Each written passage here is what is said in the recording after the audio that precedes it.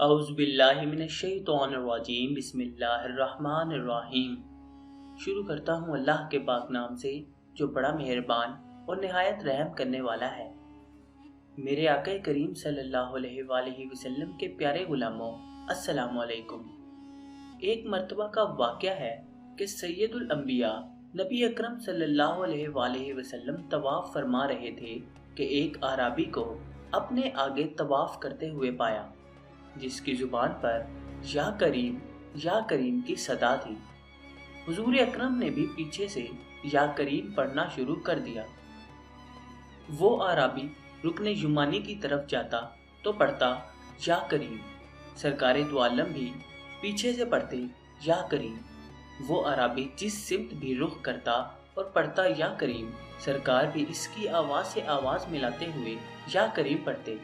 اعرابی نے تاجدار کائنات صلی اللہ علیہ وآلہ وسلم کی طرف دیکھا اور کہا کہ اے روشن چہرے والے، اے حسین قد والے، اللہ کی قسم اگر آپ کا چہرہ اتنا روشن اور عمدہ قد نہ ہوتا تو آپ کی شکایت اپنے محبوب نبی کریم کی بارگاہ میں ضرور کرتا کہ آپ مذاق اڑاتے ہیں۔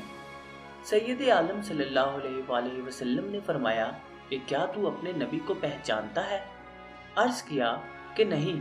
آپ صلی اللہ علیہ وآلہ وسلم نے فرمایا کہ پھر تم ایمان کیسے لائے؟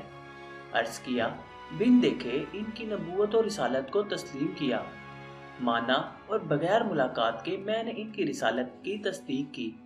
آپ نے فرمایا مبارک ہو، میں دنیا میں بھی تیرا نبی ہوں اور آخرت میں تیری شفاعت کروں گا۔ وہ حضور علیہ الصلوۃ والسلام کے قدموں میں گرا اور بوسے دینے لگا۔ آپ صلی اللہ علیہ وآلہ وسلم نے فرمایا کہ میرے ساتھ وہ معاملہ نہ کرو جو اجمی لوگ اپنے بادشاہوں کے ساتھ کرتے ہیں۔ اللہ نے مجھے متکبر و جابر بنا کر نہیں بھیجا، بلکہ اللہ نے مجھے بشیر و نذیر بنا کر بھیجا ہے۔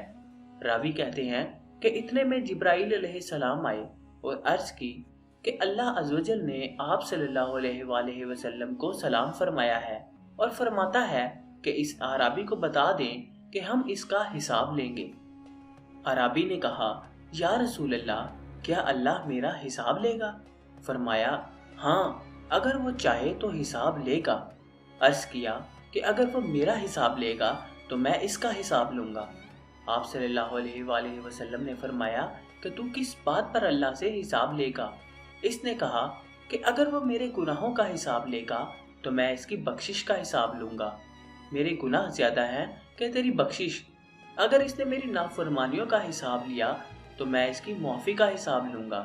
اس نے میرے بخل کا امتحان لیا تو میں اس کے فضل و کرم کا حساب لوں گا۔ حضور اکرم سید عالم صلی اللہ علیہ وآلہ وسلم سب سماعت کرنے کے بعد اتنا روئے کہ آپ کی داڑھی مبارک آنسوؤں سے تر ہو گئی۔ پھر جبرائیل علیہ السلام آئے۔ عرض کیا اے اللہ کے رسول، اللہ سلام کہتا ہے اور فرماتا ہے کہ رونا کم کریں۔ آپ کے رونے نے فرشتوں کو تسبیح و تہلیل بھلا دی ہے۔ اپنے امتی کو کہیں کہ نہ وہ ہمارا حساب لے نہ ہم اس کا حساب لیں گے، اور اس کو خوشخبری سنا دیجئے کہ جنت میں آپ کا ساتھی ہوگا۔ کیا عقل نے سمجھا ہے، کیا عشق نے جانا ہے، ان خاک نشینوں کی ٹھوکر میں زمانہ ہے۔ سامعین محترم، امید ہے کہ آپ کو آج کا یہ قصہ بھی پسند آیا ہوگا۔ ویڈیو پسند آئی تو ویڈیو کو اپنے حلقہ احباب میں دوستوں کے ساتھ لازمی شیئر کریں۔ اب آپ سے ملاقات ہوگی انشاءاللہ تعالیٰ اگلی نئی ویڈیو میں نئے قصے کے ساتھ۔ تب تک کے لیے اپنا خیال رکھیے گا۔ اللہ حافظ۔